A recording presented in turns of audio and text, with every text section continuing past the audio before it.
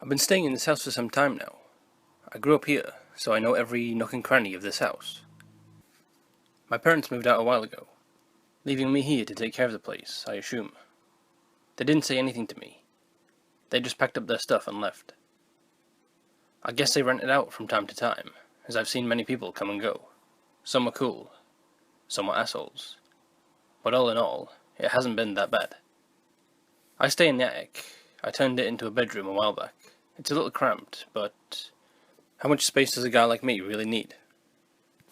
Sometimes, when I'm bored, I like to sit up there and reflect on some of the people I've came in contact with during the stay here. Like the businessman, Mr. Reynolds. He was cool. Mid-30s, ladies' man. Kept this place looking sharp for the ladies, of course. He was always talking to some Chinese-looking guy on what he called was his laptop. I don't really know what it is.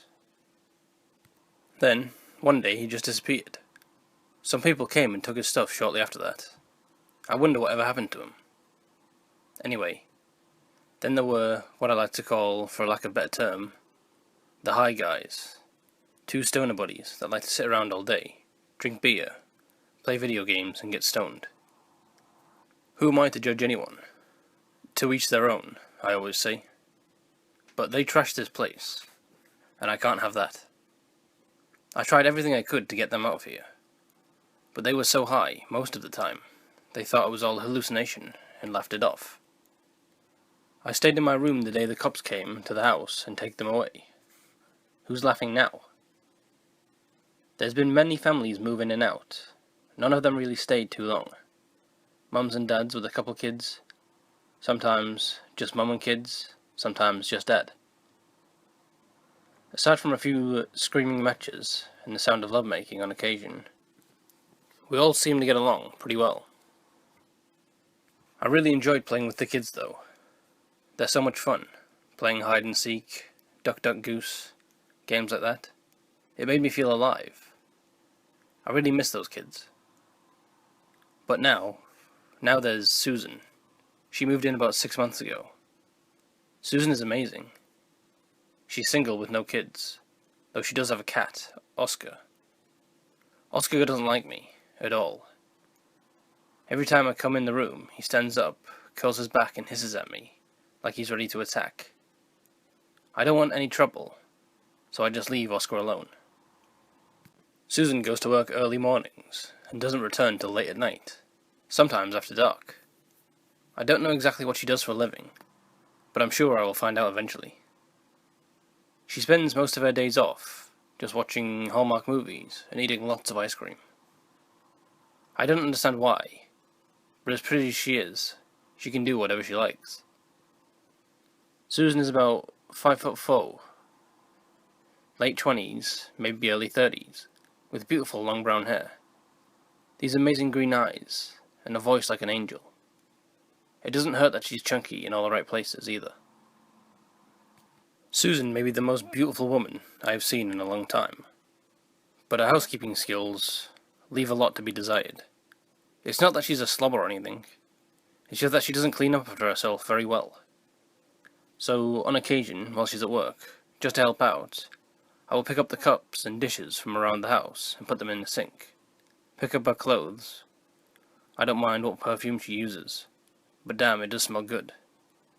Anyway, I'll put her clothes on a hamper, sweep the floor, turn the lights out, things like that. Nothing real major, just the basics. It always makes me happy to see that smile on her face when she comes home and sees the house straightened up. She just stands there smiling, and as always she says, "Thank you." Anything for you, Susan. Anything. I am so taken by Susan that, sometimes at night, I like to go stand at her bedroom door and just watch her sleep. She looks so peaceful. I would like nothing more than to lay beside her with my arms around her waist and just hold her. Maybe someday. I know it's only been a little while, but I think I'm falling in love with her. I want to tell her how I feel. I want to show her. I think I'll do it tonight, when she gets home. What's that? Some kind of folder on the table. HPRC. Hamilton Paranormal Research Center. Case file number 137. Paranormal? I've never seen this before. She must have left it behind when she left for work today. I'll just take a little peek. There's a picture of Susan. What does it say underneath? Lead investigator. Sounds important. Here's a letter. I can barely read the writing. I hereby give my permission to any member of the HPRC to live in my residence for the sole purpose of obtaining evidence of paranormal activity within and assist in the removal of said activity. I can't read the signature. Well, there's that word again. There's more. A newspaper clipping from 1974. What does it say? Yesterday, the only son, Michael, age 17, of respectful banker William Bernard and his wife, Emily, was found dead in an apparent accidental fall from the attic door to the hallway below. The cause of death was a broken neck. The incident occurred in a home located at 19 Chestnut Street. Wait, Michael Bernard? That's my name, and that's my address. Those are my parents. I'm dead? I can't be dead. I can see. I can feel. I can touch. I remember the fall, and I remember getting up. I remember my mother crying coming up the stairs, because I fell. Wait, maybe she wasn't looking at me. Maybe she was looking at dead me on the floor. I remember now. The two men in suits, coming over and taking my body away. All my relatives coming over a few days later, dressed in black, crying, talking about how I was too young to go. Go where? I didn't understand it then. I didn't go anywhere. I understand now. I'm a ghost.